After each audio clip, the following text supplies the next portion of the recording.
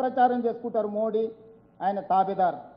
హైదరాబాద్ నగరంలో మూసి river development front కట్టుకుందాం అంటే మేము అడ్డం పడుకుంటాం, మేము పోయి అడ్డుకుంటామని ఈరోజు కిషన్ రెడ్డి వీళ్ళు మన వరదలు వచ్చినప్పుడు ఎందుకో పోయి పండుకోలేదు.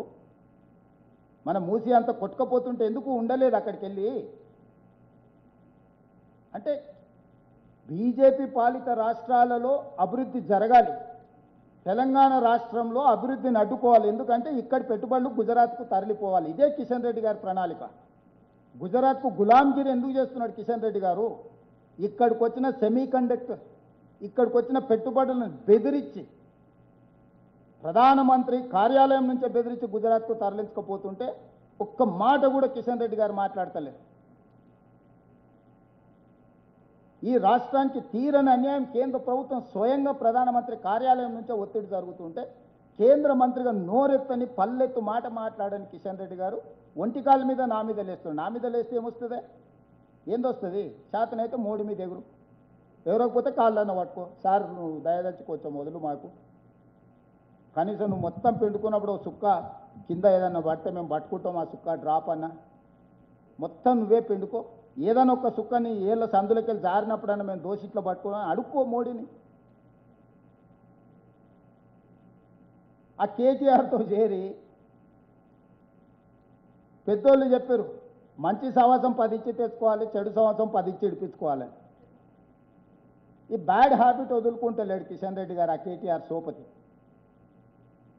వాళ్ళ నాయననే భరించలేకుండా కేటీఆర్ ఓ దగ్గర ఉంటే వాళ్ళ నాయన పోయి ఇంకో దగ్గర ఉంటాడు. వీని మాన్పలేము, వీని మార్చలేము, కొడుకు కాబట్టి నేను భరిస్తున్నా, ఏం చేస్తాను. కన్న తండ్రి సొంత చెల్లె నమ్మకం లేకుంటే ఇల్లు వెళ్ళిపోయింది.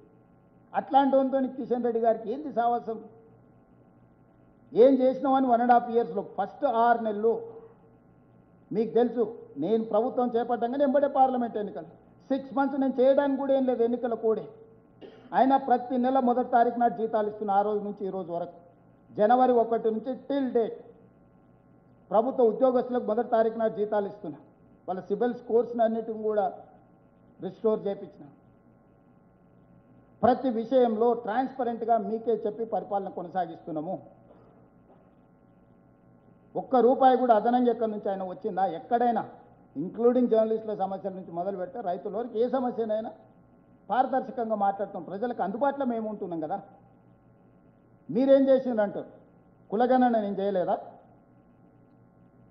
మాదిగా ఉపకులాల వర్గీకరణ నేను చేయలేదా? స్కిల్స్ యూనివర్సిటీ నేను చేయలేదా? స్పోర్ట్స్ యూనివర్సిటీ నేను తీసుకురాలేదా? యంగ్ ఇండియా స్కూల్స్ నేను ప్రారంభించలేదా? 11,000 మంది టీచర్ల రిక్రూట్మెంట్ నేను చేయలేదా?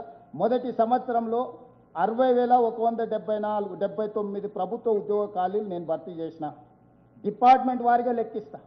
15,000 మంది పోలీస్ డిపార్ట్మెంట్, 11,000 మంది టీచర్లు, మెడికల్ అండ్ హెల్త్లో స్టాఫ్ నర్సుల నుంచి డాక్టర్ల వరకు దాదాపుగా 8,000 మంది, ఇంజనీర్లు కావచ్చు, ప్రతి ఒక్కరు సెక్రటేరియట్ కావచ్చు. ఇంతెందుకు 2011లో గ్రూప్ 1 ఎగ్జామ్స్ జరిగినాయి. ఆ నియామకాలు 2019లో జరిగినాయి. 7 ఏళ్ళు 8 ఏళ్ళు పట్టింది. 2011 తర్వాత గ్రూప్ 1 నోటిఫికేషన్ రాలేదు.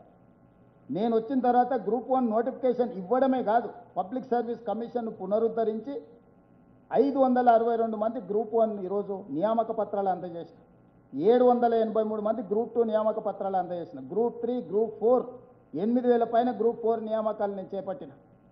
ఈ ఉద్యోగ నియామకాలు 60,000 పైన నేను ప్రత్యక్షంగా ప్రభుత్వ ఉద్యోగ నియామకాలు ఇచ్చిన. ప్రతిదీ లెక్క కట్టండి. నేను మీడియా మిత్రులకు సూటిగా సూచన చేస్తున్నా, లెక్క తీయండి డిపార్ట్మెంట్ వారిగా.